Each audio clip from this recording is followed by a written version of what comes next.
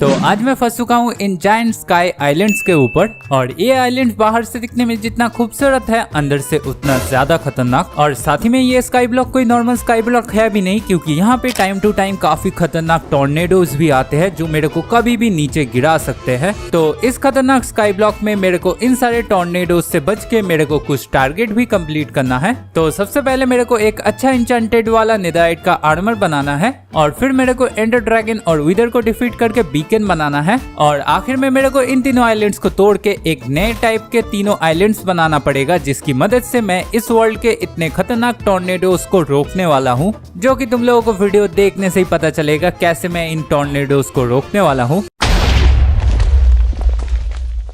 तो डे 1 को मैं इस वर्ल्ड में आ चुका था और आते ना आते मेरे को ये मुंडी दिख गया क्राफ्टिंग टेबल के ऊपर। और पता नहीं गाइस ये मुंडी किसका है, लेकिन मेरे को लगता है जिसने ये मैप बनाया होगा उसका ही होगा शायद से। फिलहाल के लिए इसको यहाँ पे रख देते और बाहर की ओर चलते। और बाहर में आने के बाद मेरे को समझ में आता है इन आइलैंड्स को मैं जितना छोटा समझ रहा था उतना छोटा है नहीं अल्टीमेटली। और ऊपर से इन आइलैंड्स के साथ डिफरेंट बायोम्स और स्ट्रक्चर भी है जिनको मेरे को अच्छे से एक्सप्लोर करना पड़ेगा, क्योंकि इन तीनों आइलैंड के अंदर मेरे को एक आइलैंड से एक रेयर चाबी मिलने वाला है, जिसकी मदद से मैं इस वर्ल्ड के टॉर्नेडोज को रोक सकता हूँ। लेकिन उस चाबी का यूज मैं तभी कर सकता हूँ जब इन तीनों आइलैंड्स को तोड़ के बड़ा सा आइलैंड ना बना लूं। लेकिन फिलहाल के लिए मेरे को एक चीज का डाउट है गाइस, यहाँ पे ये बोट क्या कर रहा है? मतलब फिशिंग और पानी लेने के लिए ये तालाब तो समझ में आता है, लेकिन इस बोट से मैं कहाँ ही जाऊंगा? अभी ऊपर चला आता मैं, मेरे को बोट रख देना चाहिए शायद से।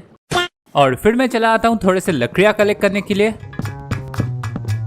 और उन लकड़ियों से मैं एक क्राफ्टिंग टेबल बनाता हूँ और एक लकड़ी का पिकैक्स और एक्स बना लेता हूँ। और बाय द वे इस वाले आइलैंड का सारा सब कुछ तुम लोग करीब देख ही चुके हो, बस इस वाले घर को छोड़ के। और इस वाले घर में आते ही मेरे को एक बेड मिल जाता है और साथ में मैं ऊपर में तो जा ही सकता हूँ, लेकिन इसके नीचे एक सीक्रेट रूम भी है। और इस वाले घर के अंदर तुम लोगों को एक लाइब्रेरियन दिख जाएगा, लेकिन इस लाइब्रेरियन का ट्रेड मैं अभी नहीं दिखाने वाला, क्योंकि इसका ट्रेड काफी ज्यादा यूनिक है। और बाय द वे इसके साथ ट्रेड करने के लिए मेरे को काफी सारे सामान भी चाहिए, तो पहले उनको जाके कलेक्ट करते हैं। और इस आइलैंड के लेफ्ट साइड में एक जंगल बायोम भी था और यहाँ पे आने के बाद मैं देख रहा था कोई गड्ढा है कि नहीं, और तभी मेरे को एक गड्ढा दिख जाता है और वहाँ पे थोड़े से आयरन भी दिख गए थे मेरे को। तो जैसे तैसे करके मैं इन जंगल वाइन्स का यूज करके यहाँ पे आ जाता हूँ। और यहाँ पे आने के बाद मैं सबसे पहले थोड़े से स्टोन कलेक्ट कर लेता हूँ और उन स्टोन से मैं थोड़े से स्टोन के टूल्स बना लेता हूँ और उसके बाद मैं आयरन कलेक्ट करने लग जाता हूँ।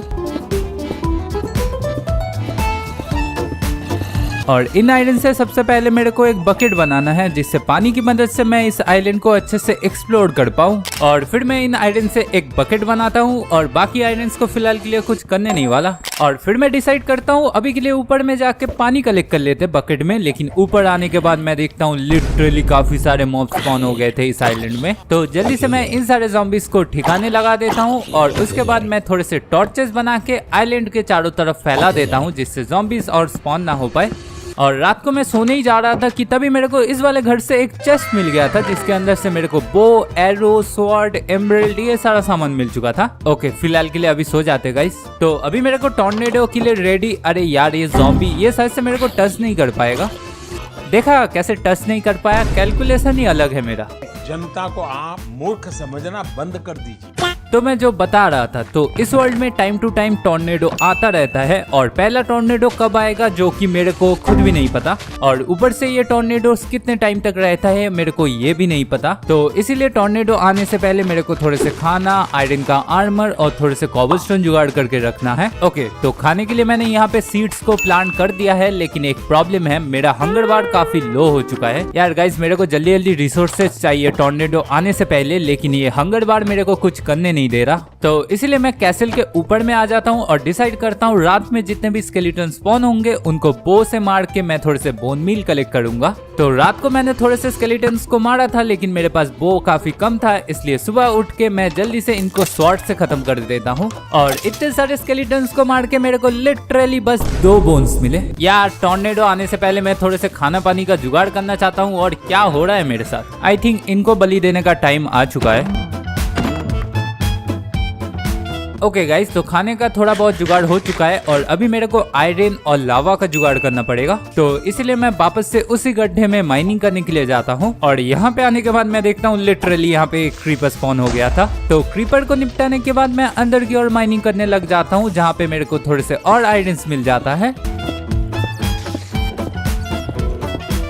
और इन आयरन्स को कलेक्ट करते करते फाइनली मेरे को एक लावा का सोर्स दिख जाता है, जिसको मैं बकेट में कलेक्ट कर लेता हूँ। तो लावा तो जुगाड़ करना हो चुका था। उसके बाद मैं थोड़े से और आयरन्स कलेक्ट करने के लिए माइनिंग कर ही रहा था कि तभी मेरे को डायमंड मिल जाता है। और फिर मैं इस डायमंड को माइनिंग नहीं करता हूँ क्योंकि स्टोन के टूल से माइनिंग होता ही नहीं है। और यहाँ से मेरे को काफी ज्यादा मॉब्स के साउंड आ रहा था, तो तभी मैं इस ब्लॉक को माइन करता हूँ और देखता हूँ लिटरली काफी सारे मॉब्स थे और अचानक से एक बेबी ज़ॉम्बी मेरे को मारने के लिए घुस जाता है और लकीली मैं जैसे तैसे करके इसको खत्म कर देता हूँ। भाई साहब लिटरली अभी मैं मर जाता, मैंने आयरन का आर्मर भी पहन के नहीं रखा। तो ये कांड होने के बाद मैं जल्दी से ऊपर में आ जाता हूँ और जितने भी आयरन कलेक्ट किए थे उनको फर्नेस में डाल लेता हूँ कुक होने के लिए। और साथ ही में मेरे को थोड़े से और आयरन दिखे थे इस केव के अंदर, तो उनको भी कलेक्ट करके उनको भी डाल देता हूँ फर्नेस में। तो आयरन मेरा कुक हो चुका था और क्राफ्टिंग टेबल लाना ही मैं भूल गया, इसलिए मैं वापस से ऊपर जाता हूँ और ऊपर आके नेक्स्ट डे को मैं थोड़े से आयरन के आर्मर और साथ ही में मैं आयरन के टूल्स बना लेता हूँ। तो मेरा आयरन का आर्मर टूल्स बनकर रेडी हो चुका था और उसके बाद मैं चला आता हूँ एक कॉबलस्टोन जनरेटर बनाने के लिए।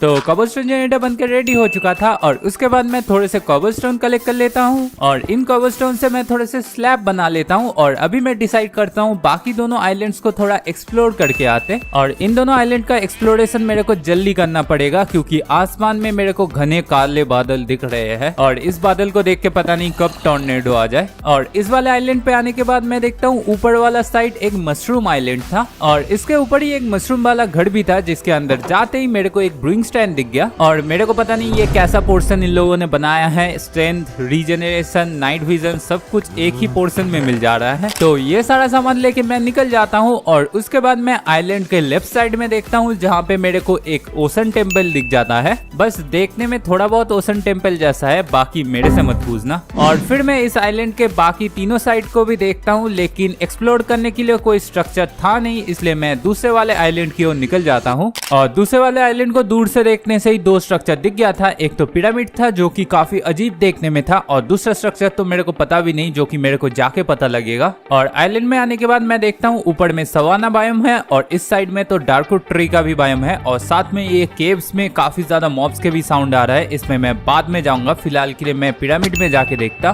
तो पिरामिड के अंदर आते ही मैं जैसे ही चेस्ट को लूटने के लिए जाता हूँ, अचानक से मेरे को ये ज़ॉम्बी दिख जाता है। भाई साहब ऐसे ज़ॉम्बीज कब से स्पॉन होने लग गए। और फिर मैं इन मॉब्स के ऊपर फोकस नहीं करता और चेस्ट लूटने के लिए सीधा जाता हूँ कि तभी देखता हूँ अंदर में एक स्पॉनर था जो ऐसे टाइप के ज़ॉम्बीज को स्पॉन करा रहा था, लेकिन लकीली वो क्रीपर फट गया, इसलिए ये ज़ॉम्बीज भी मर गए। मेरे को पता नहीं ये नॉर्मल ज़ॉम्बीज से ज्यादा खतरनाक थे कि नहीं। और फिर मैं जल्दी से आके स्पॉनर को तोड़ देता हूँ और पहले वाले चेस्ट से मेरे को ज्यादा कुछ लूट तो नहीं मिलता, लेकिन मेरे को एक एंडरमैन का एग मिल जाता है। और सेकंड वाले चेस्ट से मेरे को लिटरली एक डायमंड मिल चुका था और आखिरी वाले चेस्ट से मेरे को गोल्ड और रीजनरेशन का पोर्शन मिल जाता है, जिसको मैं इमीडिएट पी लेता हूँ। इसको रख के भी कोई फायदा नहीं।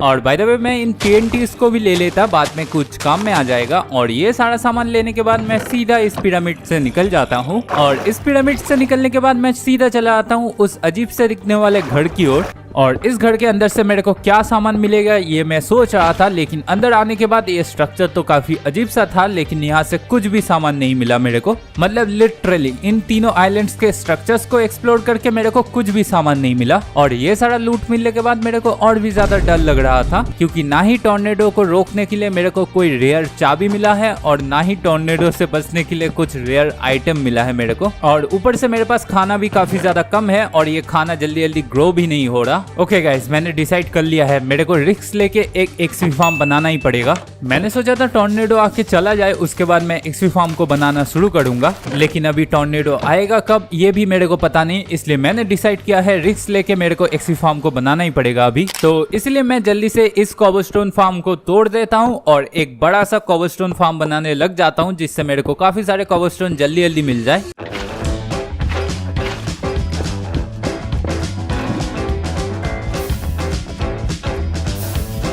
तो मेरा ये कॉबलस्टोन फार्म बनके रेडी हो चुका था और उसके बाद मैं कुछ दिनों तक बस माइनिंग ही करता रहता हूँ। तो काफी दिनों तक माइनिंग करके मेरे पास काफी सारे कॉबलस्टोन आ चुके थे और साथ में मैं थोड़े से ट्रैप डोर, हॉपर और चेस्ट बना लेता हूँ। ओके गाइस, तो एक्सपी फार्म को बनाने के लिए सारा सामान जुगाड़ करना हो चुका है और इस एक्सपी फार्म